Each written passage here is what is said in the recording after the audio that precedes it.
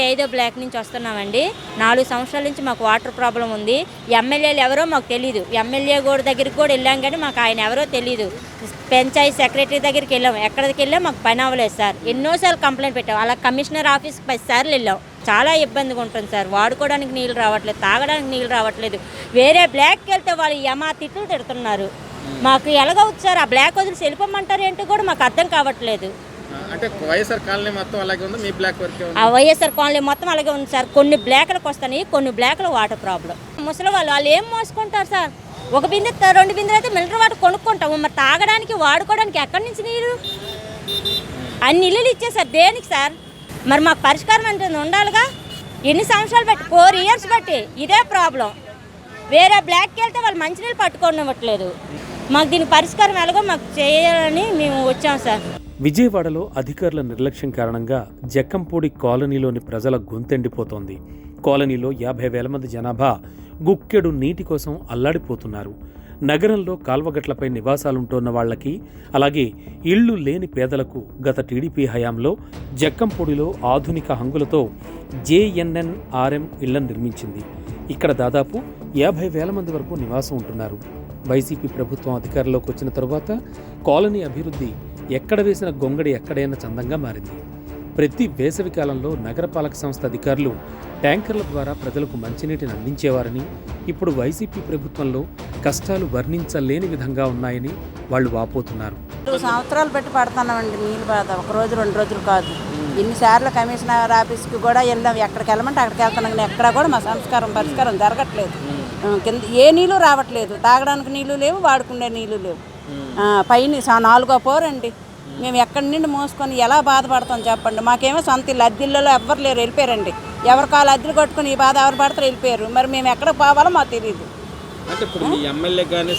మా ఎమ్మెల్యే ఓట్లు వేసుకొని ఈ రోజుకి కూడా ఎక్కడున్నాం మేము చూడడానికి కూడా మా ఎమ్మెల్యే రాలేదు. ఇంత కరోనా వచ్చినా సరే ఓట్లు వేసుకొని గెలిపించుకున్నాడు అంతే. ఇప్పటికొచ్చి ఎమ్మెల్యే అన్ని మనిషి రాలేడు కాలనీకి. మాది 65 బ్లాక్ అండి. అంటే మొత్తం కాలనీ మొత్తం అలాగే ఉందా? మాకు మరీ పొలాపలం ఉందండి కాలనీ. మా వారికి మాత్రం రావట్లేదండి నీళ్ళు. మా బ్లాక్ రావట్లేదు, ఎవరు పట్టించుకోవట్లేదు. అధికారులు అలాగే మొన్న ఇక్కడికి కూడా వచ్చాం, మళ్ళీ రాండి అన్నారు, మళ్ళీ ఇప్పుడు వచ్చాం. అలాగే వస్తున్నాం మేము. చూపిస్తున్నారు కానీ మాకైతే వాటర్ పడట్లేదండి. అసలు మంచి నీళ్ళు లేవు, వాడుకునే నీళ్ళు లేవు. 4వ పోరు ఏం బాధపడతామండి మేము చెప్పండి. అద్దెలకున్న లేదంటే వెళ్ళిపోతున్నారు. మాకేమో ఇల్లు ఇచ్చి ఎందుకు అక్కడ పడేసారు? ఏం చేస్తున్నాము? మధురానగర్లో ఉండి వాళ్ళం మేము. కింద ఇల్లులండి, ఏ కూలో నాలే చేసి బతికే వాళ్ళం మేము. ఇప్పుడు ఏ పనులకి వెళ్ళడానికి కూడా అవ్వట్లేదు మాకు ఈ నీళ్ళు నిండి. 2 రోజులకు ఒకసారి మోటార్ వేసుకుంటున్నాం, అయినా నీళ్ళు రావట్లేదు. దాహార్తిని తీర్చాలని నగరపాలక సంస్థ అధికారులకు ఎన్నిసార్లు విన్నవించుకున్నా ఫలితం లేదని వాళ్లు వాపోతున్నారు. తమ సమస్యలు తీర్చుతారని ఓట్లేసి ఎన్నుకున్నామని, కానీ వైసీపీ ప్రజాప్రతినిధులు తమను పట్టించుకోవడం లేదని వారు ఆవేదన వెలిబుచ్చారు. కాలనీలో 24 బ్లాకులుండగా ఒక్కో బ్లాకు కనీసం 10 కుటుంబాల వరకు ఉంటాయి. మంచినీరు లేక వీళ్లంతా తీవ్ర ఇబ్బందులు పడుతున్నారు. వాడుకోవడానికి కూడా నీళ్లు లేకపోవడంతో పిల్లలకు సరిగా స్నానాలు కూడా చేయించడం లేదని చెబుతున్నారు. తాగేందుకు బాటిల్ 20 రూపాయల చొప్పున కొనుగోలు చేయాల్సి వస్తోందని వాళ్ళు ఆవేదన వ్యక్తం చేస్తున్నారు. వైఎస్ఆర్ కాలనీ 65 అపార్ట్మెంట్లో ఉంటున్నాం మేము. మాకు గత సంవత్సరం నుంచి నీళ్ళకి చాలా ఇబ్బంది పడుతున్నామండి. మా నీళ్ళు తీసుకొచ్చి చూపిద్దామంటే వేరే డ్యూటీలకు వెళ్ళేటప్పుడు వచ్చేసాం కానీ మేము ఆ నీళ్లు కూడా చాలా మురికండి. కృష్ణానదిలో నీళ్లు కాలంలో నీళ్ళన్నా బెటర్ కానీ ఆ నీళ్లు ఎరుపు, మురికి, పురుగులు. మా బ్లాక్ కొన్ని బ్లాకుల వరకు ఉన్నాయండి. మా బ్లాక్ అయితే మరీ ఘోరం. సంవత్సరం నుంచి వాటర్ ప్రాబ్లం బాగా ఉందండి. ఆ కలెక్టర్ గారికి అర్జీ పెట్టుకుందాం అని వచ్చాం. మా మరింటే కొంచెం 32 కుటుంబాలండి.